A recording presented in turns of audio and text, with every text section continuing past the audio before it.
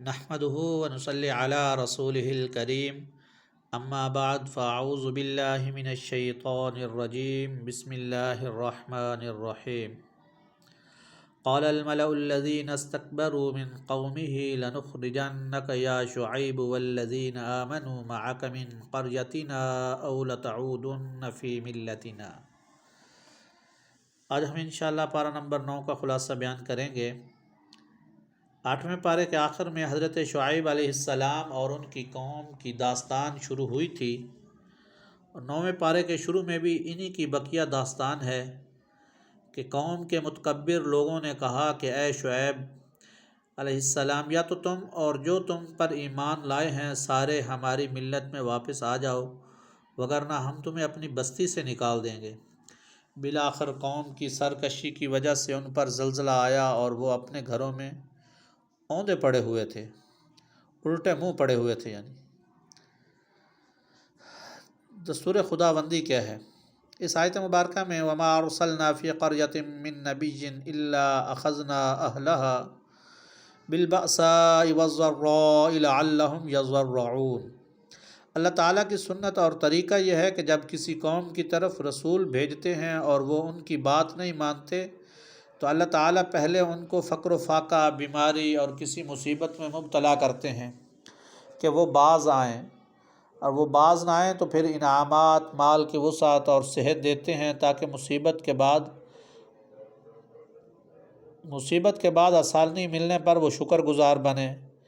لیکن وہ پھر بھی باز نہیں آتے، بلکہ کہتے ہیں کہ زمانہ کی عادت یہی ہے، کبھی تنگی اور کبھی آسانی، تو پھر اچانک اللہ تعالیٰ ان کو عذاب میں مبتلا کر دیتے ہیں کہ اللہ تعالیٰ ان کو فقر و فاقہ دے کر بھی آزماتے ہیں اور وسعت اور صحت دے کر بھی آزماتے ہیں کہ شاید وہ اتنی نعمتوں کے ملنے پر شکر گزار بن جائیں، لیکن وہ کسی طرح بھی اس بات کی طرف نہیں لوٹتے تو پھر اللہ تعالیٰ ان کو عذاب میں مبتلا کرتے ہیں۔ اور ثم بعثنا من بعدهم موسیٰ بآیاتنا الی فرعون وملئہ فظلموا بہا۔ یہاں سے لے کر کئی آیات تک حضرت موسیٰ علیہ السلام اور فرعون کا تفصیلی واقعہ بیان فرمایا کہ حضرت موسیٰ علیہ السلام کا فرعون کے ساتھ مقابلہ ہوا، فرعون سے گفتگو ہوئی، اور فرعون نے حضرت موسیٰ علیہ السلام کے مقابلے میں جادوگر بلائے۔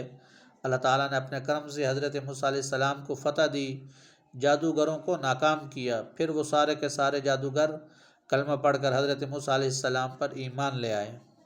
فَأَلْقَىٰ عَصَاهُ فَإِذَا هِيَ ثُعْبَانٌ مُّبِينٌ وَنَزَعَ يَدَهُ فَإِذَا هِيَ بَيْضَاءُ لِلنَّاظِرِينَ۔ اللہ تعالیٰ نے موسیٰ علیہ السلام کو 2 بڑے معجزے دیے ہیں۔ ید بیضا، اپنا ہاتھ بغل کے نیچے رکھتے پھر نکالتے تو ایسے چمکتا تھا جیسے سورج چمکتا ہے۔ دوسرا عصا، موسیٰ علیہ السلام پتھر پر مارتے تو پانی کے چشمے بہہ پڑتے، اور سمندر پر مارتے تو سمندر میں پانی میں راستے بن جاتے۔ موسیٰ علیہ السلام فرعون کی قوم کی طرف آئے ہیں، دعوت دی ہے، انہوں نے ان کی دعوت کو جھٹلایا تو ان پر کئی قسم کے عذاب آئے۔ مختلف عذابوں کا ذکر ہے۔ فَأَرْسَلْنَا عَلَيْهِمُ الطُّوفَانَ وَالْجَرَادَ وَالْقُمَّلَ وَالضَّفَادِعَ وَالدَّمَ آیَاتٍ مُفَصَّلَاتٍ۔ یہاں پر ان میں سے 5 عذابوں کا ذکر ہے کہ طوفان کا عذاب آیا، ٹڈی دل کا عذاب، چچڑیوں یعنی جوؤں کا عذاب، مینڈکوں کا عذاب اور خون کا عذاب۔ وَلَمَّا وَقَعَ عَلَيْهِمُ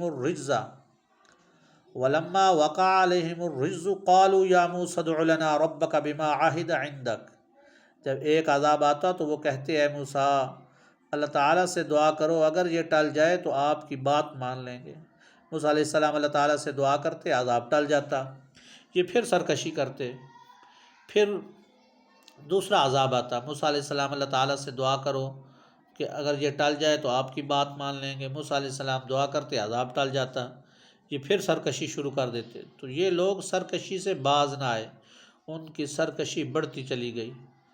اور جب حضرت موسیٰ علیہ السلام بنی اسرائیل کو ساتھ لے گئے تو فرعونیوں نے پیچھا کیا اور وہ دریا میں غرق ہو گئے۔ اب بنی اسرائیل نے حضرت موسیٰ علیہ السلام سے درخواست کی کہ ہمیں کوئی ضابطہ حیات، شریعت یا دستور خداوندی چاہیے جس کے مطابق ہم زندگی گزار سکیں۔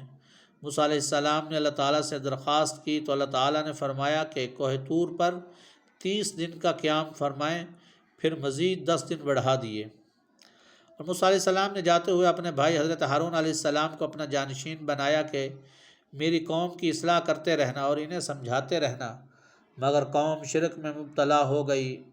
یہاں سے فرما رہے ہیں کہ بچھڑے کو معبود بنانے کی وجہ سے آخرت میں بھی ان پر اللہ تعالیٰ کی طرف سے غضب ہوگا اور دنیاوی زندگی میں بھی ذلیل و خوار ہوں گے، دنیاوی زندگی میں بھی ذلیل و خوار ہوں گے۔ اور الذین یتبعون الرسول النبی الامی الذی یجدونہ مکتوبا عندہم فی التوراۃ والانجیل۔ پہلی صفت یہ ہے کہ آپ صلی اللہ علیہ وسلم رسول ہیں۔ رسول ایسے پیغمبر کو کہتے ہیں جو نئی شریعت لے کر آئے۔ دوسری صفت یہ ہے کہ آپ صلی اللہ علیہ وسلم جو نئی شریعت لے کر آئے۔ دوسری صفت یہ ہے کہ آپ نبی علیہ الصلاۃ والسلام ہیں۔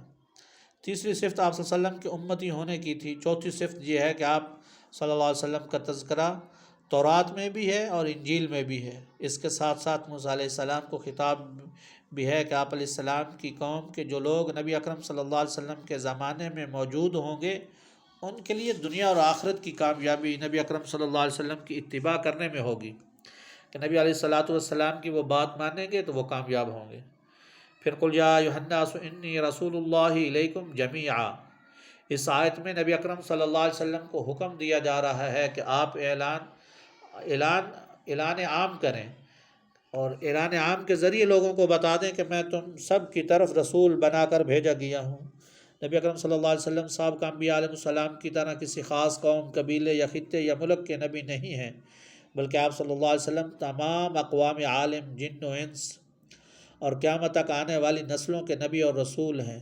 جب آپ صلی اللہ علیہ وسلم قیامت تک تمام اقوام عالم کے لیے نبی اور رسول ہیں تو پھر کسی اور نبی کے آنے کی قطعاً گنجائش نہیں ہے۔ یہی تو ختم نبوت کی دلیل ہے۔ اور یہود کی بقیہ داستان اس آیت مبارکہ میں کہ وَقَطَّعْنَاهُمُ اثْنَتَيْ عَشْرَةَ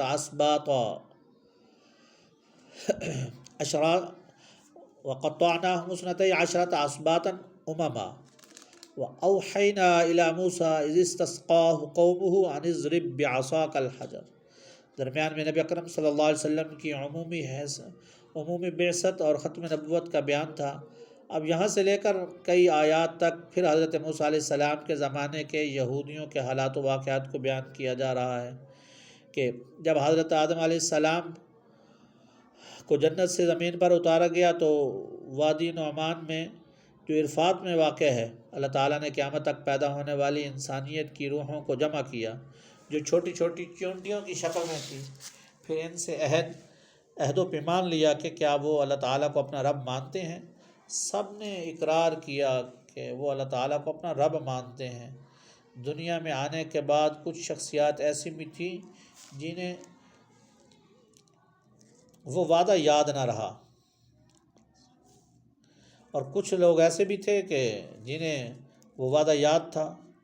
جس طرح جب موسیٰ علیہ السلام کو حکم ہوا کہ قوم جبارین سے جہاد کریں تو جبارین نے بلعم بن باعورہ میں تھی، پھر ان سے عہد و پیمان لیا کہ کیا وہ اللہ تعالیٰ کو اپنا رب مانتے ہیں۔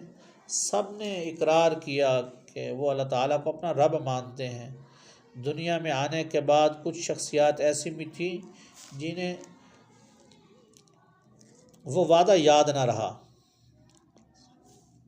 اور کچھ لوگ ایسے بھی تھے کہ جنہیں وہ وعدہ یاد تھا۔ جس طرح جب موسیٰ علیہ السلام کو حکم ہوا کہ قوم جبارین سے جہاد کریں تو جبارین نے بلعم بن باعورہ سے درخواست کی کہ موسیٰ علیہ السلام اور بنی اسرائیل کے لیے بد دعا کریں کہ وہ واپس ہو جائیں۔ اس نے یہ کہہ کر بد دعا کرنے سے انکار کیا کہ حضرت موسیٰ علیہ السلام کے نبی اللہ کے نبی ہیں، ان کے ساتھ فرشتے ہیں، لہٰذا میں بد دعا نہیں کر سکتا۔ قوم نے بار بار اصرار کیا، بالآخر انہوں نے اسے بطور رشوت بھاری رقم دی۔ اب اس نے بد دعا کی جو الفاظ یہ حضرت موسیٰ علیہ السلام اور ان کی قوم کے لیے کہنا چاہتا تھا، اس کی زبان سے وہ الفاظ بد دعا خود اپنی قوم جبارین کے لیے نکلے۔